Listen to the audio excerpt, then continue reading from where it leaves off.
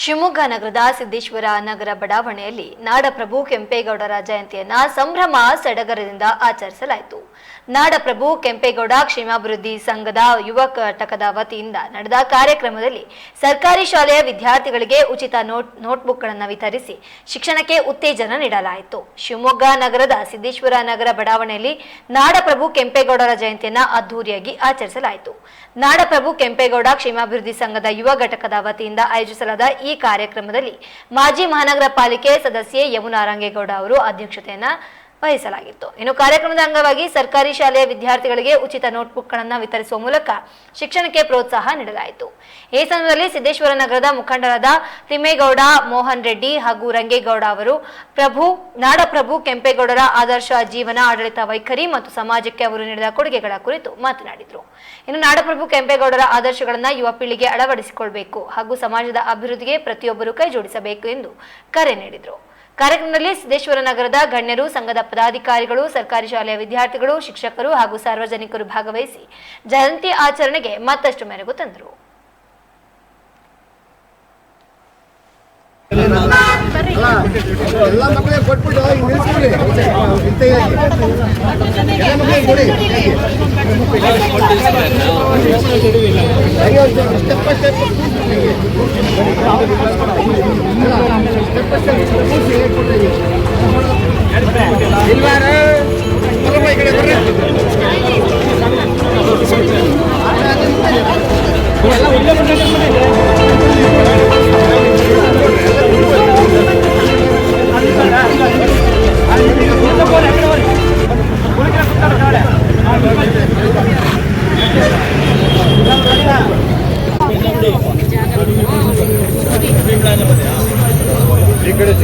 ಇಸ್ಕೊಳ್ರಿ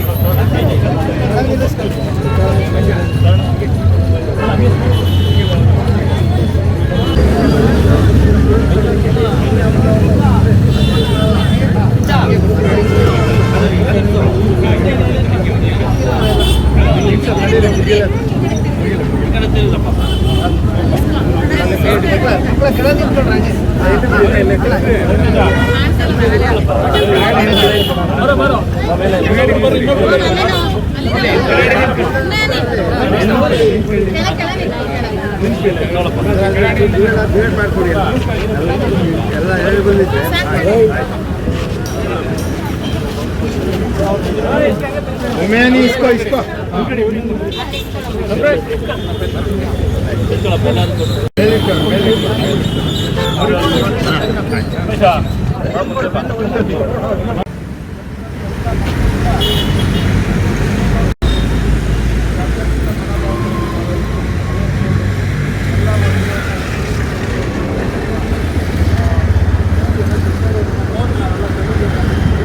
इकड़े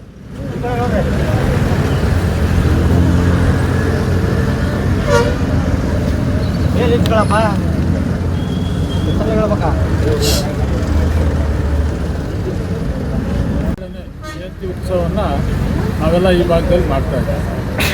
ಇಲ್ಲಿ ಕೆಂಪೇಗೌಡರು ಅಂತಂದರೆ ಆ ಕಾಲದಲ್ಲಿ ಬೆಂಗಳೂರನ್ನ ಕಟ್ಟಿ ಬೆಂಗಳೂರಿನ ಅಭಿವೃದ್ಧಿಗೆ ಶ್ರಮವಹಿಸಿ ಬೆಂಗಳೂರಿನಲ್ಲಿ ಎಲ್ಲ ಜನಗಳು ಇರೋದಕ್ಕೆ ನೆಲೆ ನಿಲ್ಲೋದಕ್ಕೆ ಅವಕಾಶ ಮಾಡಿಕೊಟ್ಟಂಥ ವ್ಯಕ್ತಿ. ಜಾತ್ಯತೀತತೆಯನ್ನು ಆವತ್ತಿನ ಕಾಲದಲ್ಲೇ ಮೆರೆದಂಥ ವ್ಯಕ್ತಿ.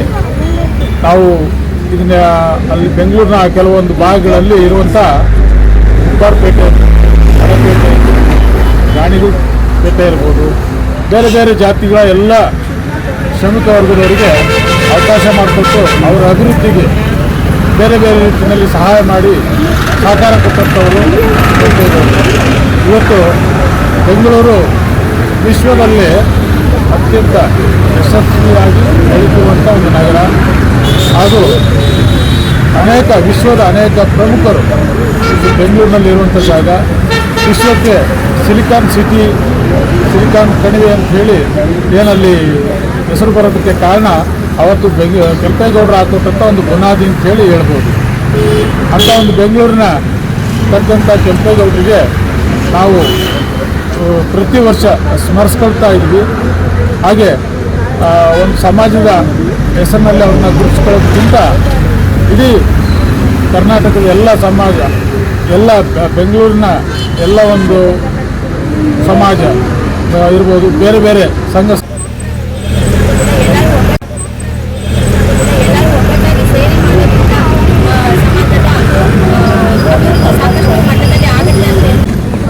ಬೆಂಗಳೂರಿನಲ್ಲಿ ಆಗುವಂಥ ಅನೇಕ ಅಭಿವೃದ್ಧಿ ಕಾರ್ಯಗಳು ಕೂಡ ಈಗ ಮಾನ್ಯ ಬಟ್ ಅನ್ಎಕ್ಸ್ಪೆಕ್ಟೆಡ್ ಆಗಿ ಅದು ಆಗಿರೋದ ಹೆಸರು ಕೇವಲ ಒಂದು ಸಂಕಲನಕ್ಕೆ ಸೀಮಿತ ಆಗಿರೋದಿಲ್ಲ. ಆದ್ರೂ ಈ ಕಡೆ ಭಾಗದಲ್ಲಿ ನಾವೆಲ್ಲ ಹೆಚ್ಚಿನ ಮುಖ್ಯವಾಗಿದೆ, ಹಾಗೇನೆ ಒಗ್ಗಟ್ಟು ಎಲ್ಲದಕ್ಕಿಂತ ತುಂಬಾ ಮುಖ್ಯವಾಗಿದೆ ಅಂತ ಹೇಳ್ಬೋದು. ನಮ್ಮ ಈ ಒಂದು ಸಿದ್ದೇಶ್ವರ ನಗರ ಭಾಗದಲ್ಲಿ ಸಾಕಷ್ಟು ಸಮಾಜದ ಎಲ್ಲ ನಾಗರಿಕರಿದ್ದಾರೆ. ಹಾಗೇನೆ ನಾವೇನು ಕೆಂಪೇಗೌಡ ಜಯಂತಿ ದಿನ ಮಾತ್ರ ಸೇರುವಂಥದ್ದಿರ್ಬೋದು, ಈ ತರ ಇದೆಲ್ಲ ಒಂದು ಕಾರ್ಯಕ್ರಮಗಳಲ್ಲಿ ಸೇರುವಂಥದ್ದಿರ್ಬೋದು ನಾವು ನೋಡ್ತಾ ಇದ್ದೀವಿ. ಆದ್ರೆ ಸಮಾಜದ ಏಳಿಗೆಗೆ ನಾವು ಏನ್ ಮಾಡಬೇಕು, ಮುಂದಿನ ಒಂದು ಹೆಜ್ಜೆ ಏನ್ ತಗೋಬೇಕು, ನಮ್ಮ ಯುವ ಸಮೂಹನ ಒಂದು ಸಮಾಜದ ಏಳಿಗೆಗಾಗಿ ಯಾವ ತರ ತಯಾರು ಮಾಡಬೇಕು ಅನ್ನುವಂಥ ಜವಾಬ್ದಾರಿ ನಮ್ಮೆಲ್ಲ ಒಂದು ಹಿರಿಯ ಮುಖಂಡರಲ್ಲಿದೆ ಅಂತ ಹೇಳ್ಬೋದು. ಅದಕ್ಕೋಸ್ಕರ ಎಲ್ಲರೂ ಒಗ್ಗಟ್ಟಾಗಬೇಕು. ಒಗ್ಗಟ್ಟಿದ್ದಾಗ ಮಾತ್ರ ನಾವು ಒಂದು ಸಮಾಜನ ಮುಂದೆ ತರೋದಕ್ಕೆ ಸಾಧ್ಯ. ಯಾವುದೇ ಒಂದು ಕ್ಷೇತ್ರದಲ್ಲಿ ನಾವು ಅಭಿವೃದ್ಧಿ ಸಾಧಿಸೋದಕ್ಕೆ ಸಾಧ್ಯ ಅಂತ ಹೇಳೋದಕ್ಕೆ ಇಷ್ಟಪಡ್ತೀನಿ. ಹಾಗಾಗಿ ನಾವೇನು ಈ ಒಂದು ಕೆಂಪೇಗೌಡ ಜಯಂತಿ ದಿನ ಮಾತ್ರ ಒಂದು ಸೇರಿ ನಮ್ಮ ನಾಡಪ್ರಭು ಕೆಂಪೇಗೌಡ ಜಯಂತಿಗೆ ಒಂದು ಶುಭಾಶಯಗಳನ್ನು ಸಲ್ಲಿಸ್ತೀವಿ. ಅದಲ್ಲದೇನೆ ನಾವು ಇತ್ತೀಚಿನ ದಿನಗಳಲ್ಲಿ ನಮ್ಮ ಡಿ.ಕೆ. ಶಿವಕುಮಾರ್ ಸರ್ ಅವರು ಮುಖ್ಯಮಂತ್ರಿಗಳಾಗಿದ್ದಾರೆ. ಅವರಿಗೆ ಕೂಡ ನಮ್ಮ ಸಮಾಜದ ವತಿಯಿಂದ ಅಭಿನಂದನೆಗಳನ್ನ ಸಲ್ಲಿಸ್ತಾ, ನಮ್ಮ ಸಮಾಜದ ಏಳಿಗೆಗೆ ಈ ಭಾಗದ ಒಂದು ನಾವು ಕೆಂಪೇಗೌಡ ಏನು ಕ್ಷೇಮಾಭಿವೃದ್ಧಿ ಸಂಘ ಮಾಡ್ಕೊಂಡಿದ್ದೀವಿ, ಆ ಒಂದು ಯುವ ಘಟಕಕ್ಕೆ ಇರ್ಬೋದು ಅಥವಾ ಸಮಾಜಕ್ಕೆ ಇರ್ಬೋದು, ಯಾವ ರೀತಿ ಒಂದು ಯೋಜನೆಗಳನ್ನ ಮಾಡ್ಬೋದು, ಅಭಿವೃದ್ಧಿಗೆ ಏನ್ ಮಾಡ್ಬೋದು ಅನ್ನೋ ಮೂಲಕ ಎಲ್ಲರೂ ಸೇರಿ ಚರ್ಚೆ ಮಾಡಿ ಅಭಿವೃದ್ಧಿ ಮಾಡೋದಕ್ಕೆ ಏನು ಎಲ್ಲ ಸಾಧ್ಯವಾಗುತ್ತೆ ಎಲ್ಲರೂ ಒಗ್ಗಟ್ಟಾಗಿ ಮಾಡೋಣ ಅಂತ ಹೇಳ್ತಾ ಒಂದು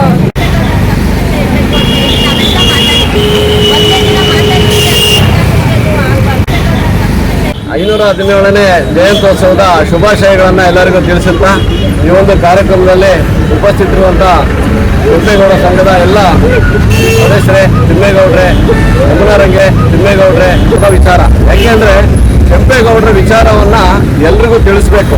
ಕೇವಲ ಪುಸ್ತಕದಲ್ಲಿ ಮಾತ್ರ ಇರ್ತಾರೆ. ವಿಚಾರಗಳನ್ನು ಈ ಒಂದು ಶಾಲಾ ಮಕ್ಕಳಿಗಿರ್ಬೋದು, ಯುವಕರಿಗಿರ್ಬೋದು, ಅವರ ವಿಚಾರಧಾರೆಗಳನ್ನು ತಿಳಿಸಿದಾಗ ಮಾತ್ರ ಕೆಂಪೇಗೌಡರ ಒಂದು ಇತಿಹಾಸ ಗೊತ್ತಾಗತ್ತೆ.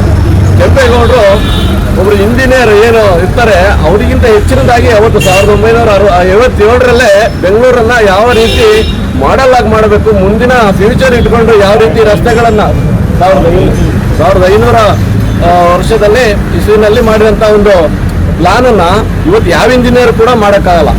ಅದೇ ರೀತಿ ಗ್ರೀನ್ ಸಿಟಿ, ಗಾರ್ಡನ್ ಸಿಟಿ ಅಂತ ಏನು ಇವತ್ತು ಭಾರತದ ಭೂಪಟದಲ್ಲಿ ಬೆಂಗಳೂರು ಕಾಣುತ್ತದೆ, ಅದಕ್ಕೆ ನಿಜವಾದ ಕಾರಣಕರ್ತರು ಕೆಂಪೇಗೌಡರು ಅಂತೇಳಿ ಹೇಳ್ತಾನೆ. ಅವರ ವಿಚಾರಧಾರೆಗಳನ್ನು ನಾವೆಲ್ಲರೂ ತಿಳ್ಕೋಬೇಕು.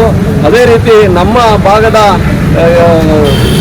ಊರಿನ ಅಭಿವೃದ್ಧಿಗೆ ಯಾವ ರೀತಿ ಮಾಡಬೇಕು, ಮುಂದೆ ಫ್ಯೂಚರ್ ಪ್ಲಾನ್ ಯಾವ ರೀತಿ ಮಾಡಬೇಕು ಅನ್ನೋದನ್ನ ನಾವು ಅರ್ಥ ಮಾಡಿಕೊಂಡು ಎಲ್ಲರೂ ಸಹಕಾರವನ್ನು ಕೊಟ್ಕೊಂತ ಹೋದರೆ ಒಂದು ಬರುವಂಥ ಫ್ಯೂಚರಿಗೆ ನಮ್ಮ ದೇಶ ಇನ್ನೂ ಹೆಚ್ಚು ನಮ್ಮ ಊರಿರ್ಬೋದು, ರಾಜ್ಯ ಇರ್ಬೋದು ಚೆನ್ನಾಗಿ ಆಗುತ್ತೆ.